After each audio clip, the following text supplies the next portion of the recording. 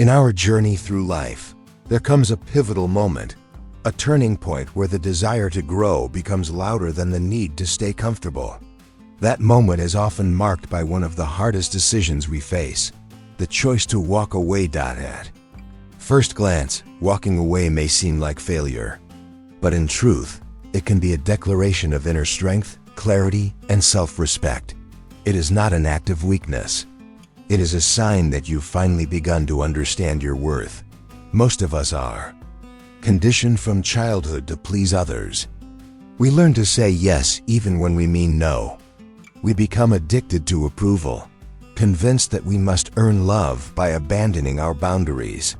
But over time, this creates an internal conflict that drains our spirit and clouds our sense of identity.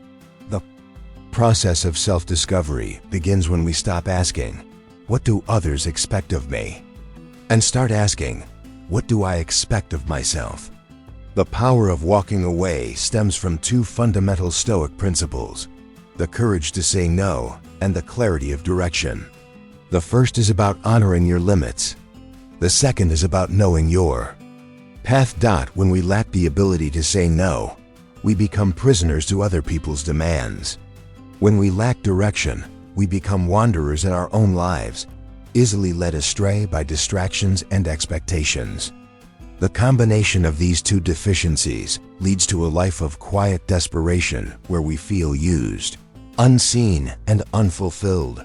But when you learn to say no, not rudely, but firmly, you reclaim your sovereignty.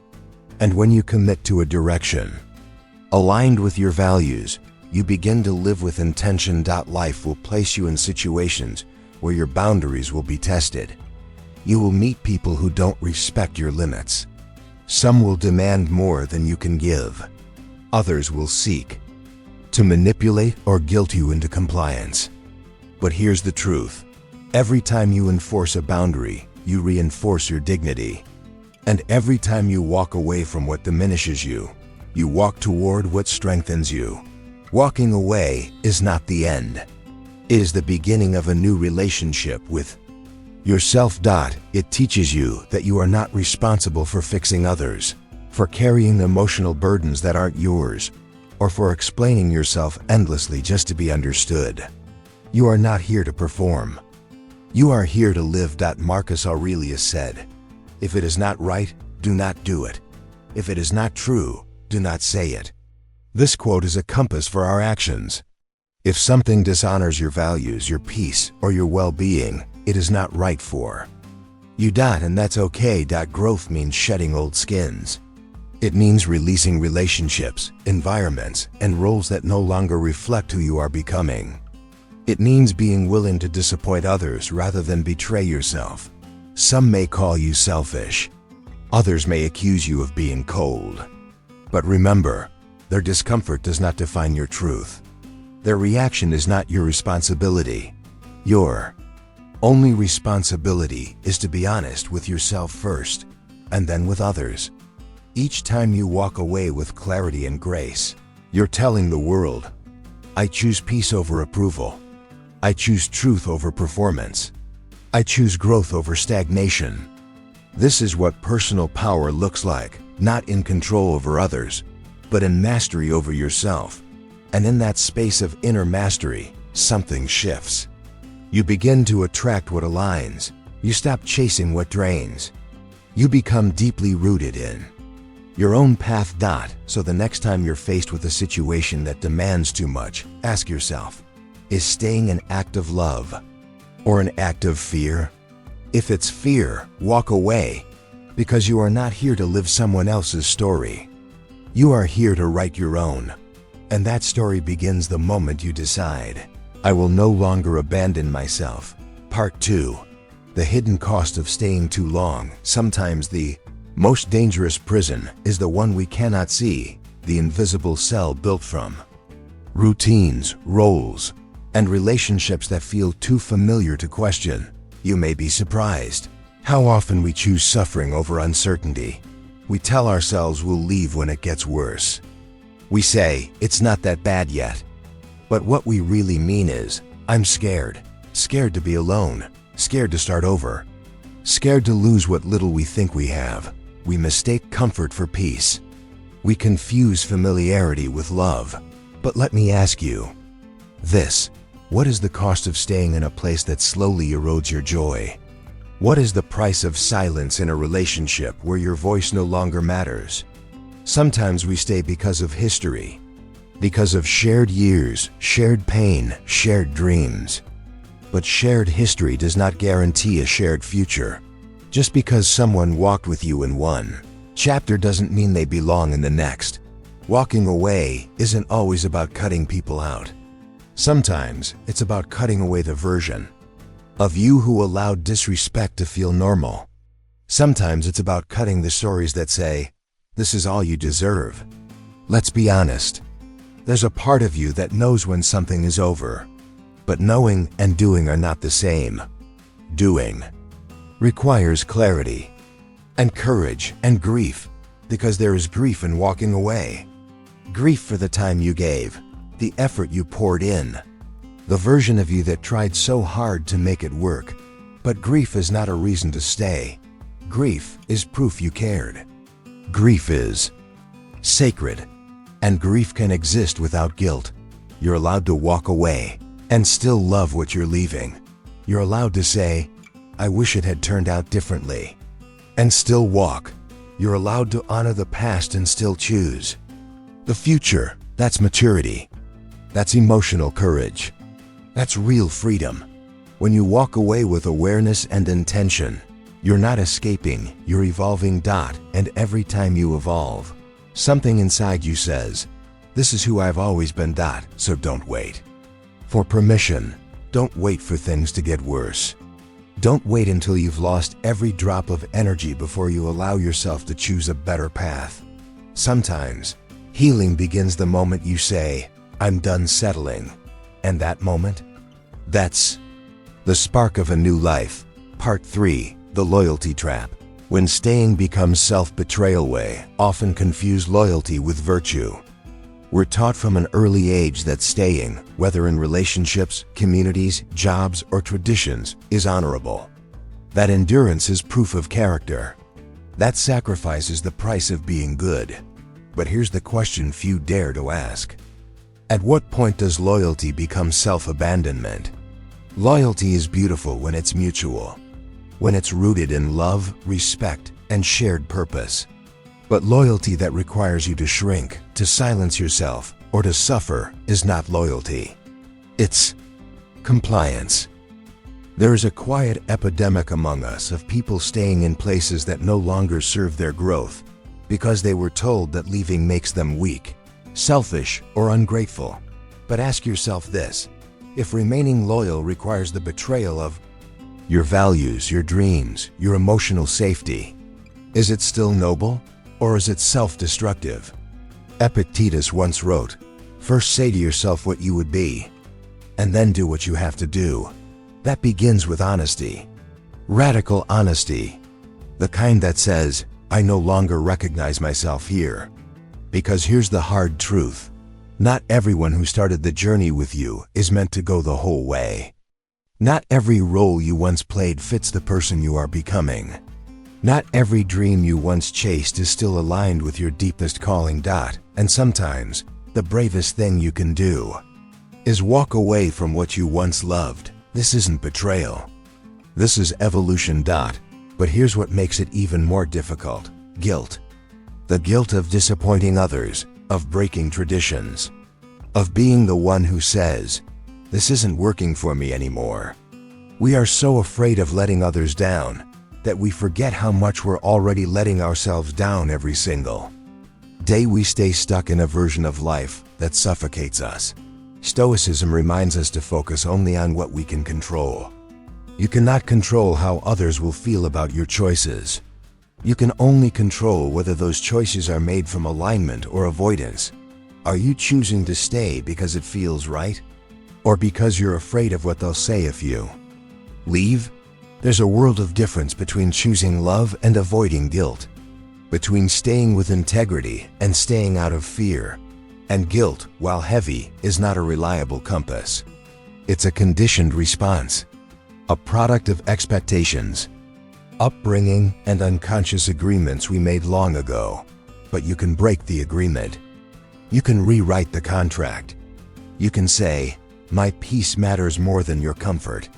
That's not arrogance.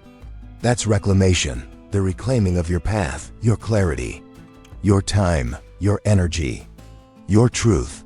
Because the longer you stay somewhere that no longer fits, the harder it becomes to remember what freedom feels like. And freedom, it's not loud. It doesn't always come with applause. It often arrives in quiet decisions, whispered declarations, and trembling steps away from what's known. But when you honor that freedom, when you choose to walk, even if your voice shakes, you become whole again. You stop performing. You start becoming. You stop asking for permission. You start walking with conviction. And that is the essence of Stoic strength. Not brute endurance, but clear, courageous, conscious action. To walk away is to return home to the self that never stopped waiting for you. Let that be your compass. Let that be your truth. Let that be your turning point. Before we collapse, we whisper. Before we shatter, we stiffen. Before the breakdown, there's the quiet buildup, the silent clues that something isn't right. Long before the world notices, you don't always recognize when you're approaching the edge. Because it rarely looks dramatic at first. It looks like emotional fatigue, like forgetting what used to bring you joy, like waking up with a weight on your chest and not knowing why. It looks like snapping at people you love, losing patience with yourself, overthinking simple decisions, or feeling numb in moments where you used to feel alive. These are the subtle signals. And if you don't pause to read them, they will compound. Until one day, it all spills over, often in ways you didn't expect and don't feel proud of. But Stoicism teaches us, awareness is everything. Before we react to the world, we must first respond to ourselves, to the signals, the fatigue, the unmet needs we've buried beneath the layers of duty and performance. So ask yourself, when did I last feel fully present? When did I last do something without guilt? When did I stop being honest about what I can no longer carry? Because burnout isn't just physical, it's spiritual. It's what happens when your values and your actions no longer align, when you give and give, until your inner self begins to fade. And yet, society rewards this kind of burnout. The employee who always says yes, the partner who never complains, the friend who is always available. But what you reward, you reinforce. And what you tolerate, you eventually become. So what if your exhaustion isn't just a lack of rest, but a lack of boundaries? What if your frustration isn't about the other person, but about how often you've abandoned your own needs for the sake of peace? The truth is, peace kept at the cost of self-respect is not peace, it's suppression. And the longer you suppress your truth, the more your soul begins to ache, not loudly, but persistently, until it can no longer be ignored. That ache, that's your life asking you to pay attention. That's your future self knocking, saying, "Please don't forget me." Walking away doesn't always come from rage or pain. Sometimes it comes from clarity, from stillness, from the sacred realization, I no longer want to live this way. And here's the thing, you don't owe anyone a dramatic explanation. You don't need to throw a scene or burn a bridge or prove how hurt you are. You can just decide, quietly, firmly, clearly. You can whisper the decision that sets you free. You can step back without announcing your exit, because walking away isn't about proving a point. It's about protecting your energy. It's about choosing the environment where your nervous system can breathe, your voice can rise, and your boundaries are respected without you having to constantly defend them. In the words of Seneca, no man is more unhappy than he who never faces adversity, for he is not permitted to prove himself. Let adversity be the teacher, but don't let it become your home. Let discomfort shape you, but don't let it consume you. You were not made to survive your life. You were made to live it intentionally, honestly, courageously. And sometimes, the most courageous act is to finally put down what's been silently breaking you. Part 5, Living with Boundaries. And the freedom on the other side. There's a strange thing that happens when you start setting boundaries. People don't like it. Not the ones who loved you. Not the ones who said they'd always support you. Especially not the ones who quietly benefited from your silence, your flexibility, your availability. Suddenly, when you stop overextending yourself, you're distant. When you say no, you're cold. When you put yourself first, you're selfish. But what they call selfish is simply what self-respect looks like to those who haven't seen it in you before. That's okay. You are not here to be universally understood. You are here to be authentic. Boundaries are not walls to shut people out. They are the gates through which real connection can happen. Because only when both people are respected, only when there is clarity, can love, work, or community truly flourish. When you live with clear boundaries, your yes becomes more powerful. Your no becomes more peaceful. Your presence becomes more intentional. That you stop being everything to everyone. You start becoming whole within yourself. And it's not always easy. In fact, it's rarely easy. There will be guilt. There will be tension. There will be days when you wonder, did I do the right thing? But here's what I want you to remember. Every time you choose alignment over approval, you get stronger. Every time you walk away from what drains you, you create space for what nourishes you. Every time you enforce your boundary, you send yourself the clearest message. I am worth protecting. And there is no peace like the one that comes from no longer needing to perform, no longer needing to explain, no longer needing to apologize for your needs. This is the freedom Stoicism speaks of, not freedom from pain, but freedom from illusion. Freedom from the belief that you are only worthy if you are agreeable, that you must earn rest, that love must cost you yourself. Marcus Aurelius didn't tell us to be liked. He told us to be just, honest, brave. And sometimes that means walking away from the crowd. Sometimes that means walking alone. But solitude is not loneliness when you walk in truth. It is sacred space. It is the soil where clarity grows. Because once you've tasted what it feels like to be at peace with yourself, you stop trading that peace for temporary validation. You stop begging to be chosen. You stop over-explaining your worth. You stop chasing what was never meant for you, and you begin. Begin again. Begin boldly. Begin fully. This is where your real life starts, not when everyone approves, not when you have it all figured out, but when you make the quiet, radical choice to stop abandoning yourself. Walking away is not an ending. It is a homecoming. So breathe. Stand tall. Walk with your head high, not out of arrogance, but out of reverence for the life you're creating. And if you ever forget, come back to this. You are not here to be consumed. You are here to be conscious. You are not here to be drained. You are here to be directed. You are not here to stay silent. You are here to be sovereign. Let that be your mantra. Let that be your compass. Let that be your power. Because sometimes the most powerful thing you can ever do is walk away. Final reflection.